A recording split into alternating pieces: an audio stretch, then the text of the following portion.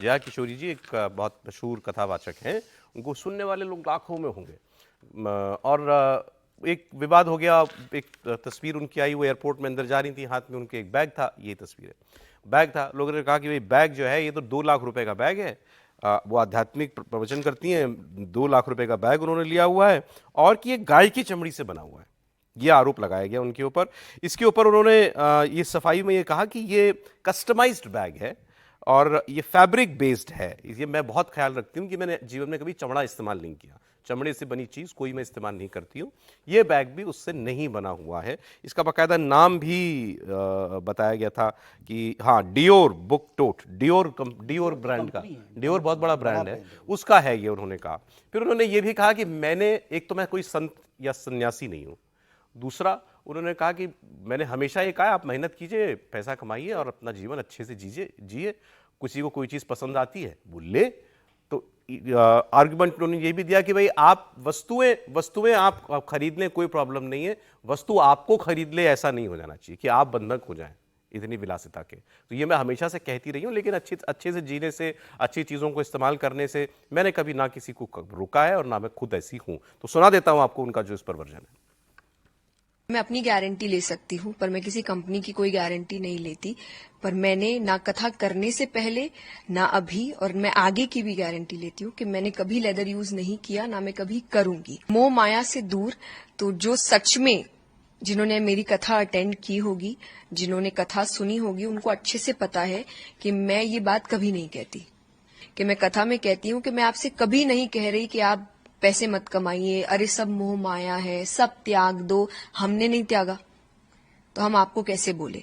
So I have been very clear day 1 से कि पहला, मैं कोई संत, साधु, साध्वी नहीं हूं।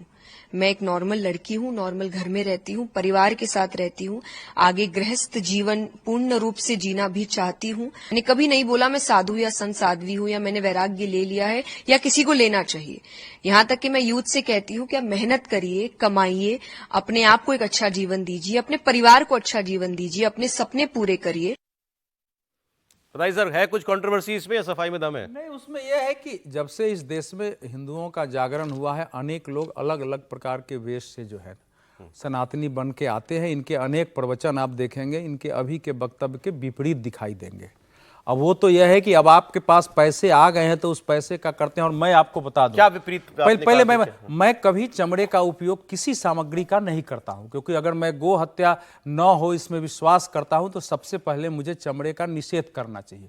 मैं जीवन में कभी उसका वो भी नहीं करती है। नहीं, वो उन्होंने कहा कि कंपनी की गारंटी नहीं दे सकती हूं।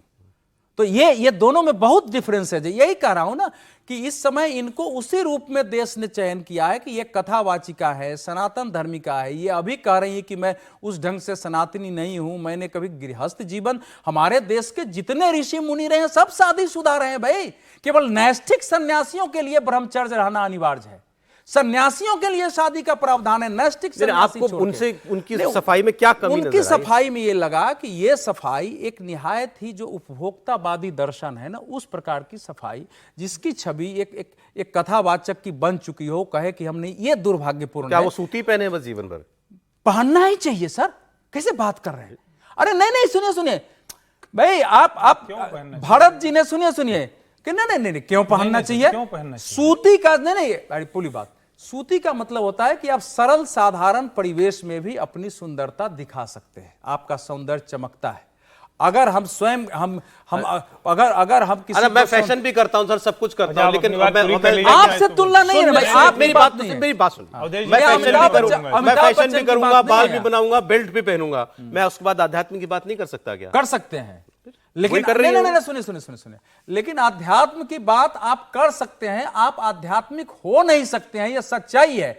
आध्यात्मिक होने के लिए वस्त्र में, व्यवहार में, आहार में, सुनिए, आहार में, सब में उसका पालन। ब्रेक लूंगा सर, आपका क्या है इस पर टेक? नहीं, इस पर ब्रेक लेने वाला नहीं था, थोड़ा बड़ा था, लेकिन फिर भी छोटा कर देता हूं। पहली बात तो ये कि ये पोंगा पंथी जो पंडिताई वाली मानसिकता होती है ना, कि पुजारी बनना है तो आधा देह दिखनी चाहिए, उसी तरह से नजर आना चाहिए, धोती पहने घूमना चाहिए, गरीब होना चाहिए, तो चला जाएगा ना पूरा नौजवान दूसरी जगह। ये जो मोटिवेशनल स्पीकर और दुनिया भर के लोग आ रहे हैं जो विदेश से आके कोट पैंट सूट पहन के क्रिश्चियन में कन्वर्ट कर लेना, वो कौन लोग हैं?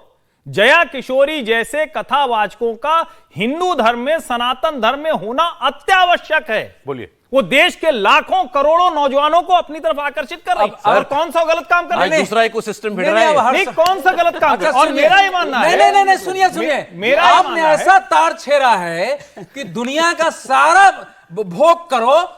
हमारे यहां धर्म में कहा गया है कि आप न्यूनतम उपभोग करता स्वामी है, तेन त्यक्तेन भुंजिता, और आपके सिद्धांत का पालन किया जाए तो खूब कमाओ, खूब भोग करो। यह हमारा धर्म कहता ही नहीं है। आप कमाने के अधिकारी हो सकते हैं, उपभोग के अधिकारी नहीं है। हमारे यहां भविष्य पुराणों में कहा गया है कि अगर आप आवश्यकता से अधिक भोग और संपत्ति ये देखिए तो आप चोर कहलाते हैं। जी नहीं, हजार जीवन शैली का हजार तो अध्यात्म हो गया। सौरभ जी, ये 1000 बम वाली लड़ी छोड़ने के पक्ष में नहीं, सौरभ जी, और सुनिए, आप ब्राह्मण है, मैं- बहुत सारे कर्मकांड में आधे कपड़े का विधान है। हाँ तो वो करेंगे ना, करना पड़ेगा उसमें, तब वो करेंगे। बहुत सारी साधना में है जो असली करना